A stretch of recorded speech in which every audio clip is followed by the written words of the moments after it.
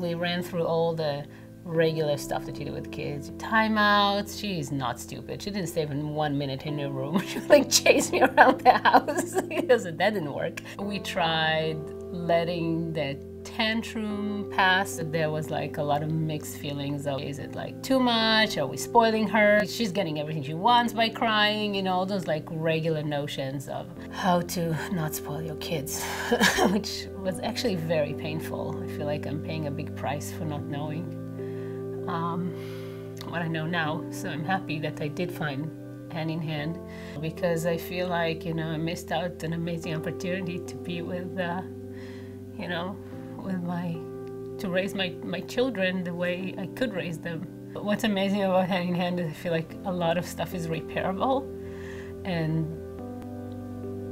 you just give kids and adults the opportunity to have a great connection. They're just gonna leap immediately into your arms, just immediately into your arms. They're gonna be like, yay, mommy's here, let's play, right? I think another part that started to really alarm me, I started to feel sad, because they're like, my son is 15, my daughter is 11. I started to feel like, wow, you know, that's it. Soon gonna be in college. It's like, am I missing my train? And then, you know, I'm kind of feeling now that we actually can be together. We can have a great relationship as adults. So, you know, that's a wonderful feeling, because part of me was starting to give up. When parents concentrate on connecting rather than concentrating on controlling, children respond beautifully. But basically, what Hand in Hand brings to the world is a way for families to thrive. When he was about 18 or 19 months old, Jonah started tantruming. They got bigger and bigger and bigger, and he was having between 5 and 7 tantrums a day that would last at least 20 minutes. I grew up with my mom, and she's mentally ill and was prone to large outbursts of anger, and so it's always been really, really frightening for me. The hardest part was realizing in the middle of this, when Jonah was tantruming and when I couldn't fix it and I was already depressed and just feeling really nervous about having a second child, I found these outbursts of anger coming out in me, which was really, really terrifying. My mom eventually went on to commit a crime, and so she's actually still in prison. I saw myself heading down a road that was exactly what I was completely terrified of. I found myself so full of rage so often. I knew I needed something and I didn't know what it was. Trying to raise kids is already a complex work. Try moving to another culture where everything is new to you, you don't understand a lot of what's going on. One of the things that we do in Hand is treat people with complete respect. And I don't care where you came from. When you are treated with respect, you can feel it, you can sense it, and you're gonna be more open to learning. I don't care how hard you're struggling at home with this business of parenting. I know you're trying to do the very best you can figure out so far. Now, I have these little tools that I can give you that it's gonna make your life or your work a little easier and more enjoyable.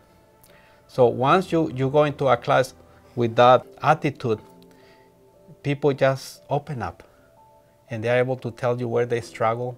They're able to take what they learned tonight and go try it at home and come back and tell you, you know what, Martin, it really worked.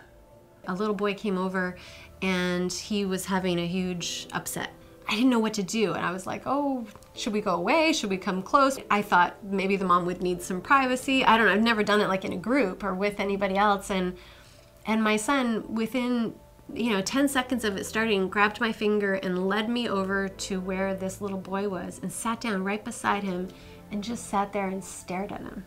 And he kept looking at me going, he's crying? I'm like, yeah. And he goes, why? And I said, well, he's just having some feelings. And he's like, oh, let's check on him. I'm like, okay, let's check on him. And we stayed there the whole time. He knew how to hold that space for somebody else, and he knew how to just be there and be present and listen, and that everything was okay and that there was nothing to fix, there was no problem, there was nothing wrong. It was just that this other little person had all these feelings that needed to come out.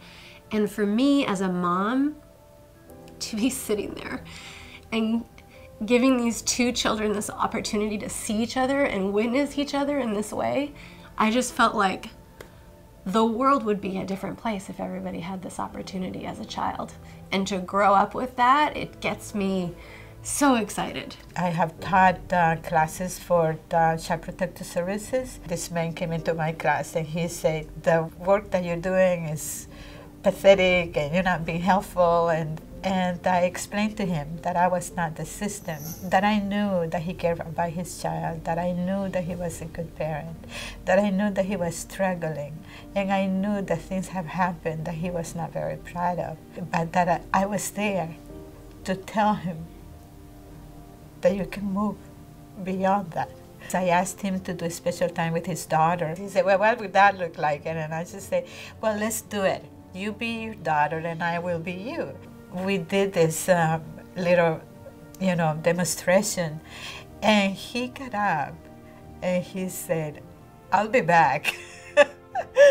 And when he came back, he was just so grateful. At the end of the 10 classes, he said, I'm so glad I'm not going to come back over here because I know what to do. The comment that most parents tell us is, my whole family is different.